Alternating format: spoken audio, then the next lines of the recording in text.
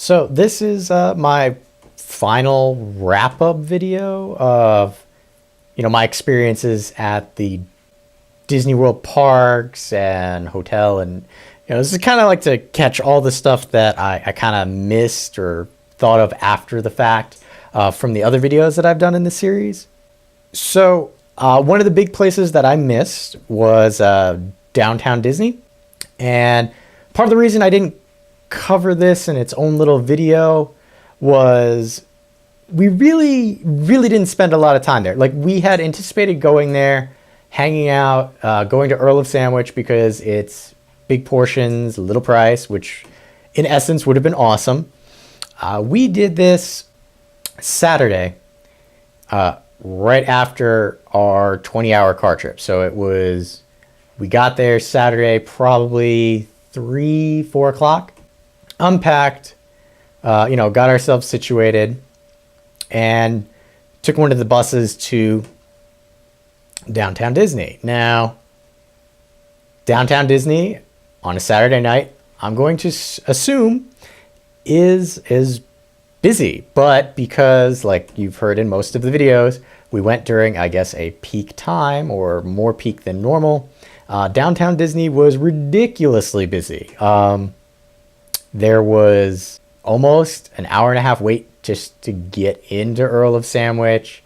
Downtown Disney is pretty much just shopping.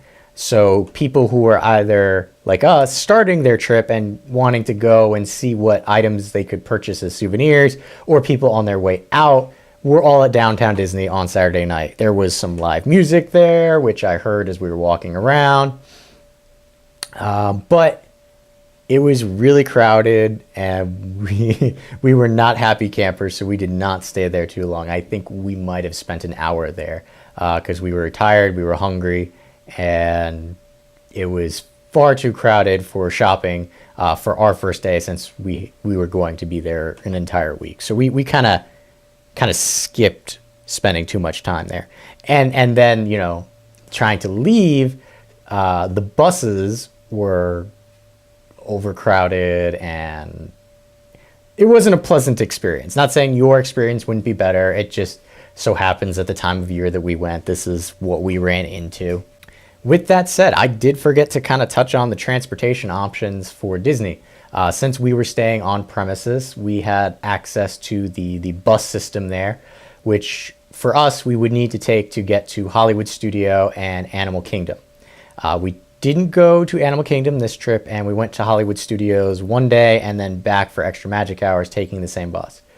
The bus system is nice. They have screens. They show you, estimated wait times. I'm pretty sure every time we rode on the bus, I stood up, except for one time, and it was when we were coming back from Hollywood Studio with extra magic hours, because the buses are kind of crowded because everybody's on the bus, even though we had special buses for not special but particular buses for our hotel. So if you were staying at, in our case, the Grand Floridian, you would get on this bus, and this bus would hit the Grand Floridian and like one other resort.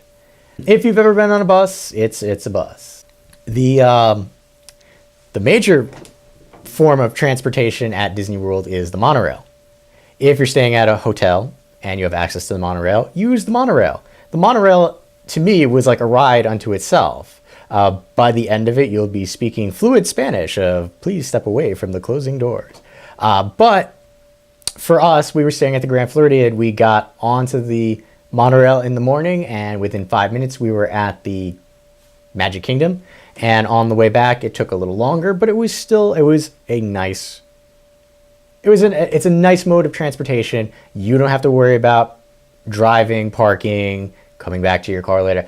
I mean, with the monorail, we were able to come back to the hotel partway through the day, relax and rest, and then go back to the parks using the monorail. And the monorail also hits the major hotels. So it hits Grand Floridian, Contemporary, where it kind of drives through the Contemporary, and the Polynesian. And I believe it also stops at the ticket station, which you kind of use as a hub to get off and get onto a different monorail for Epcot, which is cool too. But it also takes you around and you get to see more of Disney World from a different vantage point. And they're really fast. I mean, I was surprised how fast they went. Normally air conditioned, sometimes the air conditioning didn't work, but it's things happen. But the monorail, they're cool. They have different colors. They have some of the newer ones. Supposedly, if you ask the conductor people, they have like special cards that they give you for the monorail, like the different colors and facts and stuff. I'm pretty sure my mother-in-law collects those. I never saw her do it, but I saw a little kid get one, so I don't know. Could be worth checking out or asking about. The last bit of transportation is one time, actually it's when we were going to the Not So Scary Halloween party, we picked up a boat from the Grand Floridian to bring us over to the Magic Kingdom.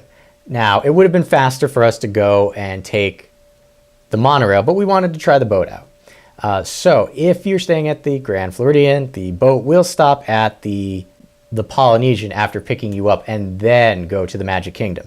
It's a little boat ride. It's fun, but if you're looking for an expedient way of getting to the Magic Kingdom, take the monorail. It's much faster. The boat is more of a leisurely kind of like, yeah, I'm going to see the sights. I'm going to drive, going to go down the lake, take in the view, and get to the Magic Kingdom at my leisure. We probably shouldn't have done it for the Not So Scary Halloween party because we got a ridiculous number of texts from my mother-in-law asking where we were because they went there on the monorail before us. But what are you going to do? Live and learn.